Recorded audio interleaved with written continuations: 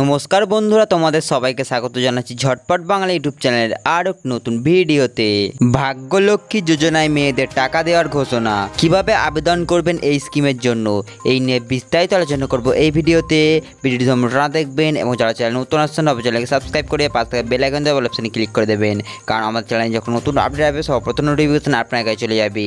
মোট 2 লক্ষ টাকা পর্যন্ত আর্থিক সহায়তার ঘোষণা। কন্যার জন্মের পর পিতামাতাকে আর্থিক সহায়তা প্রদান করবে সরকার। কন্যাদের পড়াশোনা শেষ করার জন্য আর্থিক সাহায্য দেওয়া হবে। এই উদ্দেশ্যে চালু করা হয়েছে ভাগ্যলক্ষ্মী যোজনা। কি কি সুবিধা পাবেন, কিভাবে আবেদন করবেন, কারা আবেদন করবেন, সবকিছু এই ভিডিওতে আমি বলে দেব।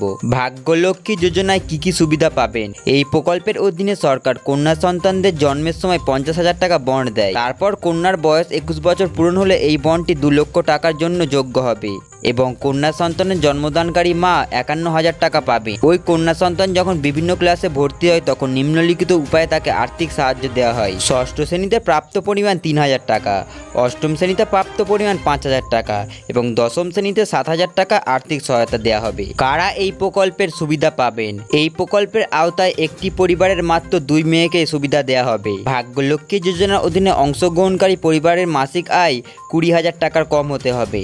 এই স্কিমের অধীনে আবেদনকারীদের মেয়েদের জন্মের 6 মাসের মধ্যে এই স্কিমের সুবিধার জন্য আবেদন করতে হবে। এই স্কিমের মাধ্যমে সুবিধা গ্রহণকারী পিতামাতাদের কাছে মেয়ের বার্থ সার্টিফিকেট এবং অন্যান্য গুরুত্বপূর্ণ নথি থাকতে হবে। উত্তরপ্রদেশের রাজ্যের বাসিন্দার জন্য এই প্রকল্প চালু করা হয়েছে, তাই আবেদনকারীকে অবশ্যই উত্তরপ্রদেশের রাজ্যের বাসিন্দা হতে হবে।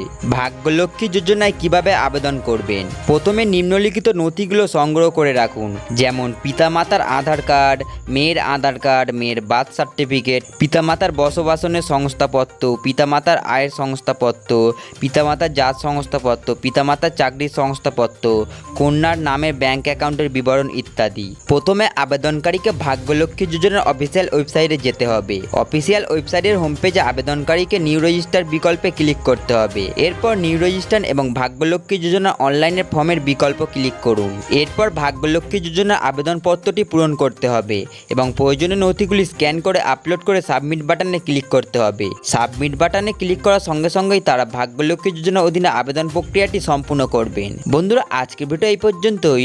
ভিডিও ভালো লাগলে অবশ্যই লাইক করে চ্যানেলকে সাবস্ক্রাইব করে দেবেন। দেখা হচ্ছে পরের ভিডিওতে।